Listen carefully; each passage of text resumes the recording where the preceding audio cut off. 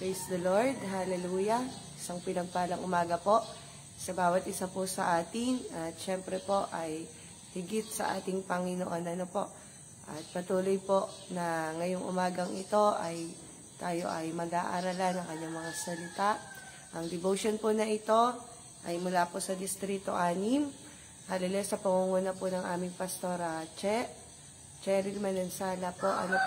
At kami naman po ay under po ng Door of Faith Baez sa pangunguna po ng Pastor Jeff Manaig. So purihin ang Panginoon, isang pinagpalang umagang muli sa ating lahat at patuloy na ang biyaya ng Diyos ay maranasan po ng bawat isa po sa atin. Hallelujah. Ang Diyos ang palagi pong mataas at manguna po sa ating mga buhay. Bago po tayo pumunta sa salita ng Panginoon, awitan po muna natin ang Diyos, hallelujah, at patuloy na sumamba sa umagang ito. Hallelujah.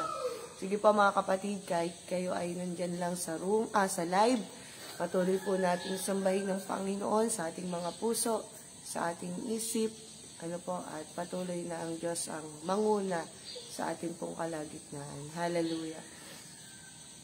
Hallelujah. Purihin kayo, luwalhatiin kayo aming Panginoon sa umagang ito. Hallelujah. Patuloy, O Diyos, na kami ay sasamba sa inyo sa umagang ito. Sa pamamagitan ng aming pag-awit, O Diyos, ay pangunahan po ninyo kami, banal na Espiritu. Hallelujah. Tayo po ay umawit sa ating Panginoon, tunay na kapayapaan. Manatag ang aking isipan,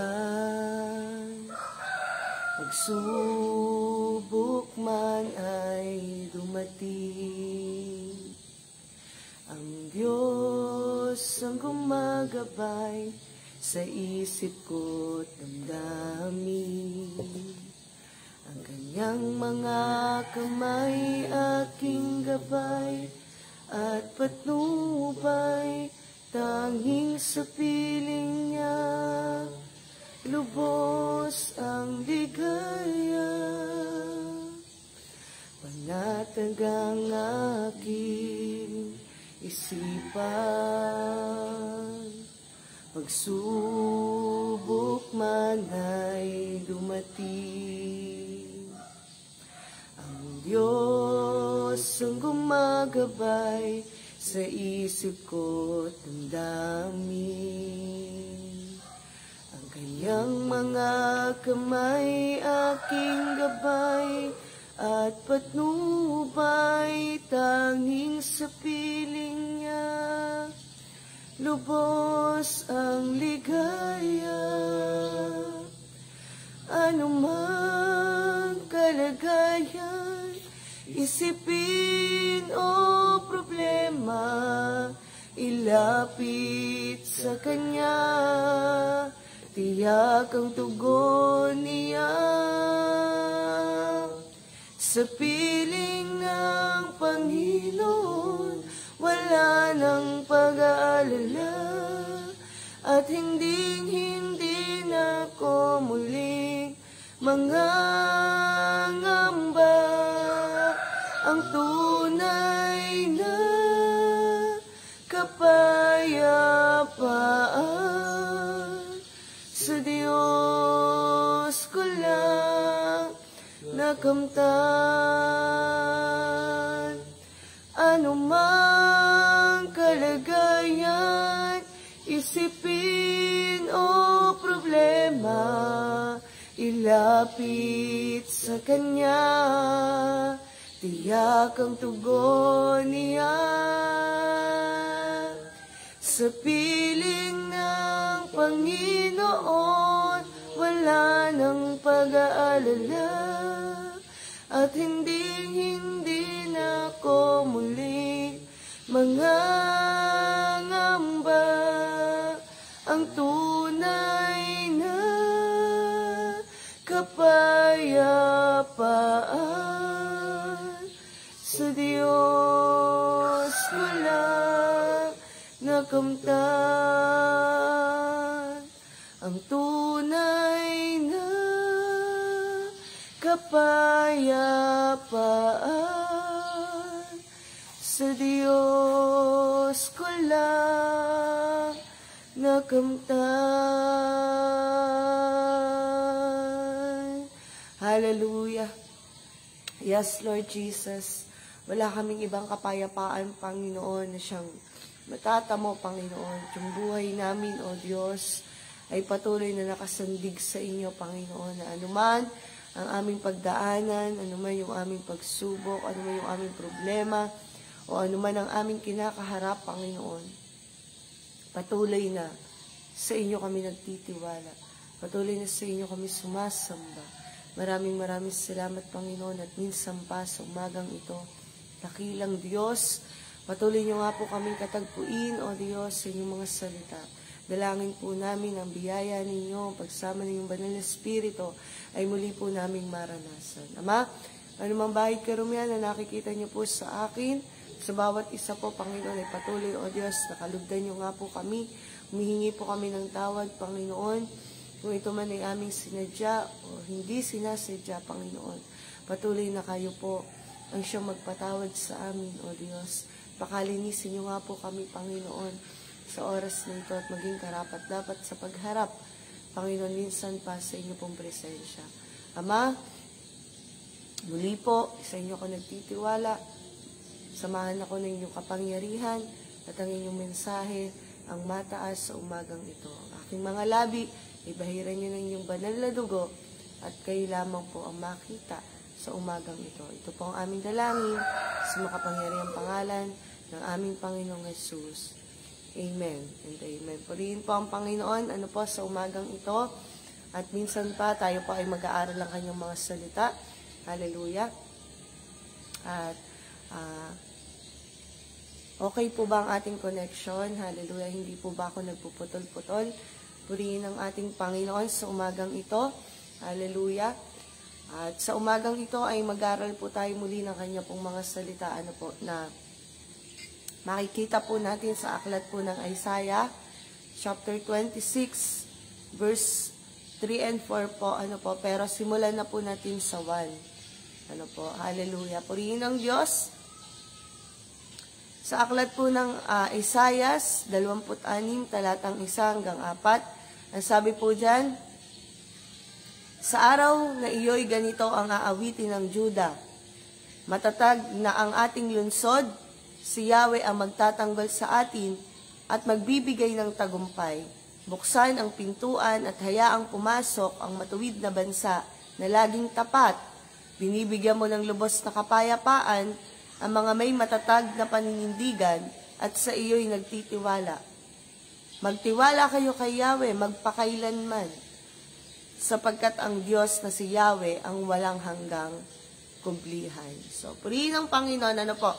Ito pong aklat ng Isaiah, bago awitin ang pagtitiwalang ito sa ating Panginoon, ano po, ay, kung babalikan po natin ang chapter 1, ano po, ng Isaiah, dito ay nakaranas muna po, ano po, ang bayang Israel at Juda ng pagwasak, ano po, pagsalanta at pagsumpa ng Diyos, ano po, sa bawat isa po sa kanila.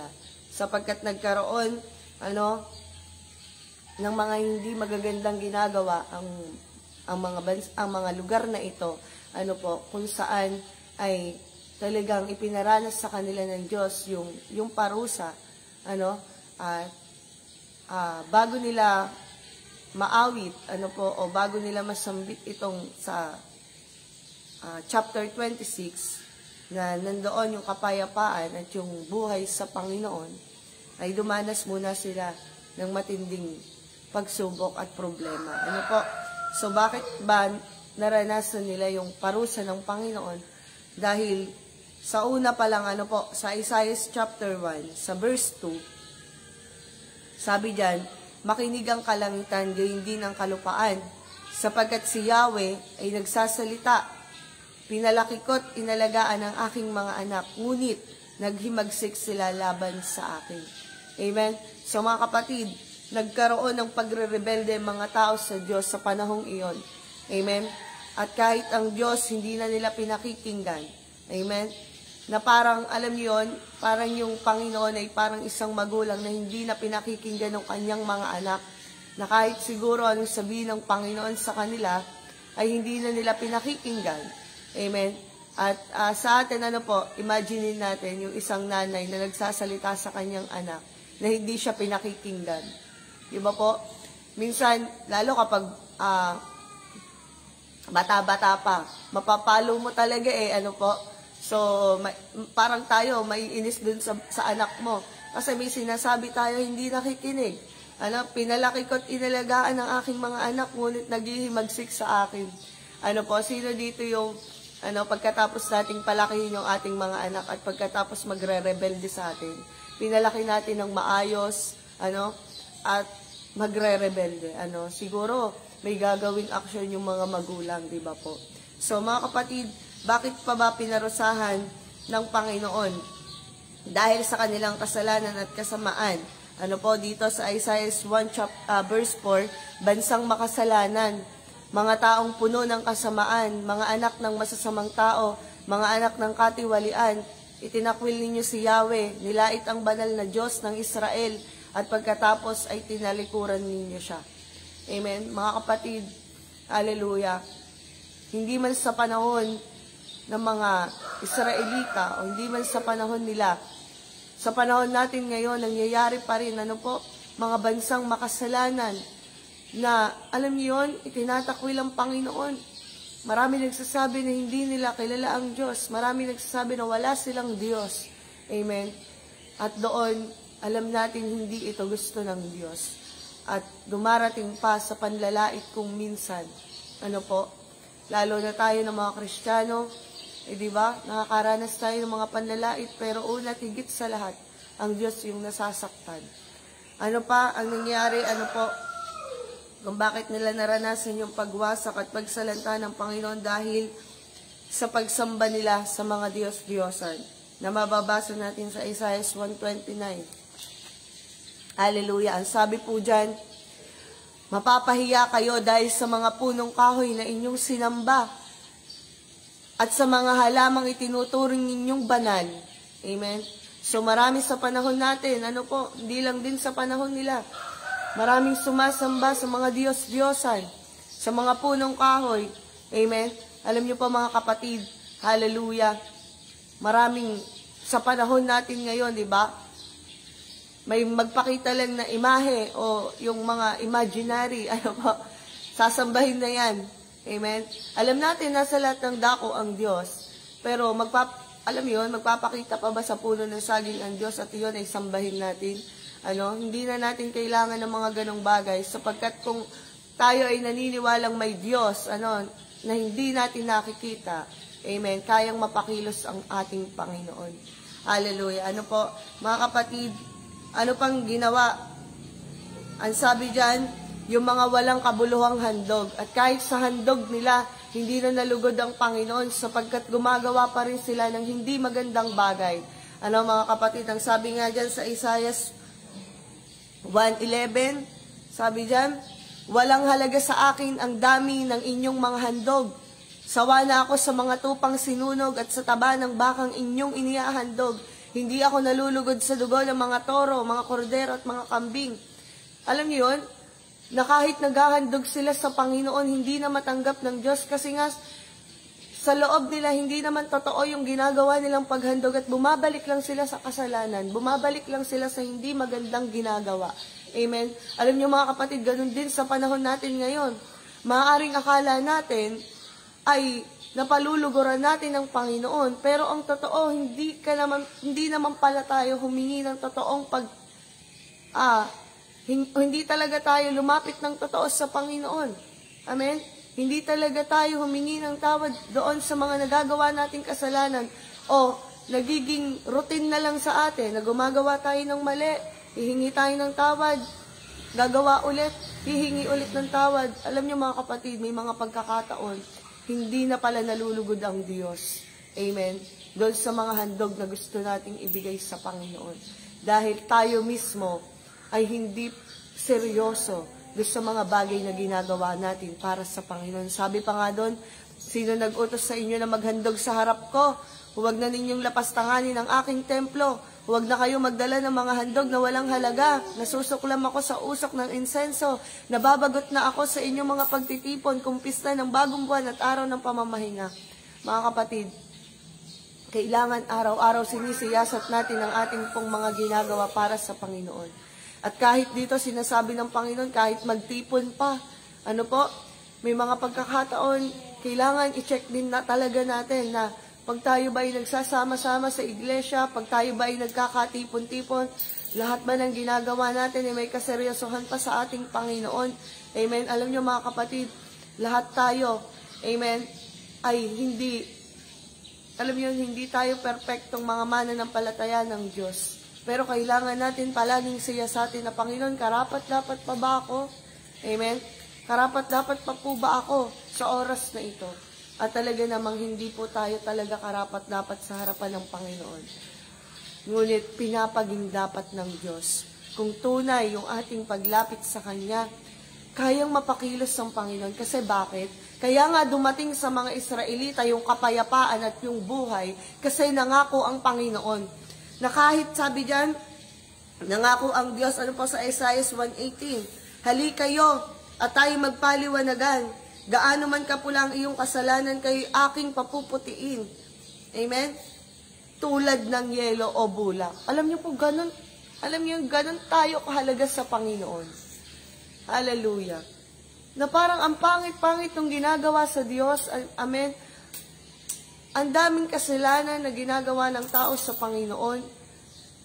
Pero ang Diyos, hindi pa rin siya nagkulang. Amen. Nangako pa rin ang Panginoon, hali kayo at tayo magpaliwanagan. Amen. Nakaredy pa rin ang Diyos. Ipaliwanag sa atin na, anak, ganito ka karumi, ganito ka pula yung daladala mo. Pero dahil alam niyo, mabuti sa atin ng Diyos. Mahal ka ng Panginoon. Kahit pasimpula yan.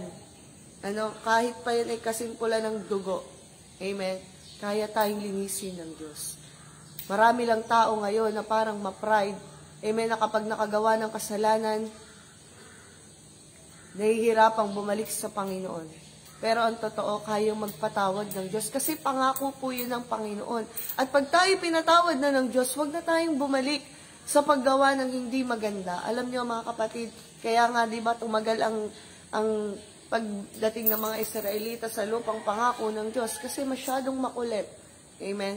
At wag na 'yun ang hintayin natin. So mga kapatid, sabi nga diyan, kaya natin naranasan yung kapayapaan at buhay sa Panginoon dahil binibigyang ganap. Unang bagay po, na pag-uusapan natin, dalawa lamang po ito. Binibigyan tayong ganap ng Diyos ng kapayapaan. Binibigyang ganap ng kapayapaan. Amen? Mga kapatid, kapag hindi ganap yung kapayapaan ay pinaparanas sa atin ng Diyos, napakahirap po talagang sumunod sa ipinagagawa ng Panginoon. Sabi dyan, mga kapatid, kapag sinabi ng Panginoon na ganap, wala nang digmaan, wala nang alitan. Lahat may kaayusan, lahat may kaginhawahan sa pagitan ng tao at sa pagitan ng Diyos. Amen? Hallelujah. Kaya minsan nahihirapan tayo kasi hawak-hawak palagi natin. Ayaw natin bitawan yung mga karanasan, yung mga problema, yung mga pagsubok, yung mga kasalanan na yan, dala-dala pa rin natin. Ayaw natin bitawan. Amen? Parang yung merong lalaki na naglalakad at may pasan na 2 kabang bigas. Amen. At may napadaan po na jeep, pasahero. Sabi niya, tay, sakay ka na. Amen. Para hindi ka na mabigatan sa dala mo. Hallelujah. Sumakay nga yung lalaking may dala ng 2 kabang bigas. At pagsakay niya, kinalong niya yung bigas. Amen. At natatawa yung driver. Tay, kaya nga kita pinasakay para magaanan ka dyan sa dala-dala mo. Bakit kinalong mo? Ibaba niyo po. Ilagay niyo po dyan. Amen? So mga kapatid, ganun din sa atin sa Panginoon. Kaya hindi natin maranasan yung talagang kapayapaan na binibigay sa atin ng Panginoon. Dahil hindi natin talaga sinosurrender lahat sa Diyos. Amen? Dala-dala po natin. Mga kapatid, hallelujah, ang Diyos ang nagbibigay sa atin ng kapayapaan. Huwag na nating hanapin sa kung saang bagay. Sabi nga ng Panginoon, Romans 12:12, huwag kayong makiayon sa takbo ng mundong ito, sa halip, hayaan ninyong baguhin ng Diyos ang inyong pag-iisip upang maunawaan ninyo ang kanyang kalooban, sa gayon magagawa ninyo kung ano ang mabuti, kalugod-lugod at kalooban ng Diyos. Amen. Kailangan tayo ng mga Kristiyano ay nag-iiba na ng isip. Hallelujah. Binabago natin. Ipinaparating natin, yung talagang kalooban ng Panginoon. At sabi diyan, Kawikaan 4:23, ang puso mo'y ingatan mong mabuti at alagaan, pagkat iyan ang siyang bukal ng buhay na tinataglay. So mga kapatid, sa paglilingkod natin sa Panginoon, nais nating maranasan yung kapayapaan, ipinapaayos natin sa Diyos yung ating pong buhay paglilingkod. At hindi ang mundong ito makapagbibigay sa atin ng kapayapaan. Na kahit gaano ka kayaman, kahit gaano ka maraming na-invest o marami kang yaman sa mundong ito, hindi yan ang talagang magiging kapayapaan po natin. Kundi yung ibigay mo yung buhay mo sa Diyos, ipagkatiwala natin yung buhay natin sa Panginoon at huwag na nating balikan yung mga kasalanan na ginagawa po natin, mga kapatid. Amen? Hallelujah. Hallelujah. Mga kapatid, patuloy tayong magkaroon ng pagnanasa sa Panginoon. Yung relasyon ng tao at relasyon natin sa Diyos ay kailangan po nating maranasan. Amen? At pangalawang bagay, yung walang hanggang bato. Amen? Yung buhay natin na nakasandig sa ating Panginoon sapagkat hindi matitinag ang pundasyon ng Panginoon. Sabi nga sa verse 4 ng 26, Isaiah, sabi, magtiwala kayo kay Yahweh magpakailanman sapagkat ang Diyos na si Yahweh ang walang hanggang kublihan. Pag sinabing walang hanggang kublihan, di po natatapos. Amen? Siya yung walang hanggang bato na hindi matitinag na pundasyon. Siya po yung walang hanggang kalakasan. Amen? Hindi nauubos yung kalakasang binibigay ng Panginoon. Yung katatagan. Amen? Kaya nga tayo nakakapanatili na maglingkod sa Kanya. Binibigyan ng tatag ng Diyos yung pagtitiwala at pananampalataya natin sa Kanya. Ang sabi pa nga dyan, ang Panginoon, ang bababasa natin, Deuteronomy 18, ang Panginoon, ang bato, ang kuta, at tagapagligtas. Wala na tayong ibang pwedeng puntahang kuta. Sa Panginoon lang. Amen? Hindi nagbabago, matatag na pundasyon, at nagpoprotekta sa bawat isa po sa atin. Amen? Mga kapatid, sa panahon ngayon, wala na tayong ibang pwedeng lapitan kundi ang Diyos lamang. Amen? Lagi ko nga po sinasabi dito sa aming mga kamanggagawa, ito na yung panahon na kailangan mo na talagang mas lumapit at laging lumapit sa Panginoon. Huwag na nating hintayin na hindi na tayo makalakad, may sakit na tayo, kaya hindi tayo makalapit sa Panginoon. Sapagkat malapit nang bumalik ang Panginoon. Amen? Siya yung walang hanggang Diyos na babalik at kukunin tayong lahat na mga nagtitiwala at sumasamba sa Kanya. Kaya mga kapatid, alam niyo po, sa kapayapaang ito na binibigay ng Diyos at yung buhay na matatamo natin, yung buhay na walang hanggan, ay pinapatatag ng Diyos yung ating isipan.